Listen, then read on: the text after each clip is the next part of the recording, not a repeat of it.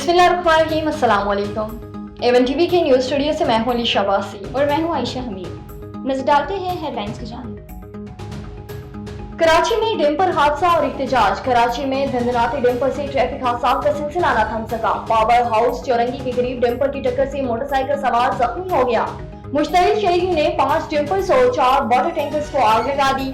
Any Shahidin के मुताबिक driver कम उम्र था जिसने 2 मोटरसाइकिलों को कुचल डाला। वाकई के खिलाफ डंपर ड्राइवर ने कचरा सड़क पर फेंक कर एहतजाज किया। वजीर दाखिला सिंध के नोटिस पर पुलिस ने मुख्तलिफ इलाकों में कार्रवाइयां की और गाड़ियां चलाने के इल्जाम में मुतअद्दिद अफराद को गिरफ्तार कर लिया। कामयाब मुज़ाकरात के बाद डंपर ड्राइवर्स का एहतजाज खत्म हो गया और ट्रैफिक बहाल कर दी गई। हुकूमती रद्द-ए-अमल और शहरियों से अपील। ट्रैफिक हादसे के बाद डंपर चलाए जाने पर गवर्नेंस पर तफ्तीश का इजहार किया गया। कामरान तहसोरी ने शहरियों से पुरअमन रहने की अपील की और कराची के मुख्तलिफ इलाकों का दौरा किया। उन्होंने कहा, कराची लावारिस नहीं, किसी को कानून हाथ में लेने की इजाजत नहीं देंगे। शहरी खौफ का शिकार न हो। गोटकी में अलमनाक हादसा। गोटकी में F5 मोटरवे पर मुसाफिर बस उलट गई। 3 मुसाफिर जहां बहक, 15 जख्मी हो गए। मोटरवे M4 पर तेज रफ्तार बस ने ट्रक को टक्कर मार दी। हादसे के बाद बस में आग लग गई। ड्राइवर मौके पर जान से गया।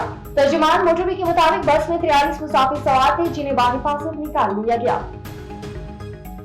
अमरीकी सदर का टैरिफ से मुतल्लिक ऐलान। अमरीकी सदर ने चीन के सिवा तमाम ममालिक पर इजाफी टैरिफ 90 दिन के लिए मुअत्तल करने का ऐलान कर दिया। पाकिस्तान को भी रिलीफ मिलेगा।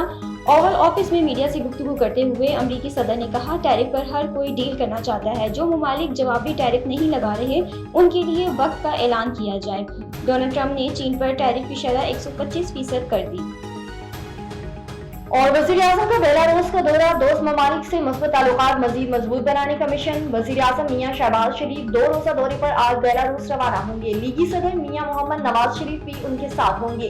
बेलारूस के साथ तिजारत और सरमायाकारी के शोबे में अहम पेशरफ्त मुतवक्की है। माशी ताउन और यूक्रेन रूस तनाज़ा समेत अमन और सलामती पर भी बातचीत होगी। एवन टीवी के न्यूज़ रीडर्स को इतना ही। मजीद खबरों और अपडेट्स के लिए देखते रहिए एवन टीवी। A1 TV, सब पे नजर, अंदर की खबर।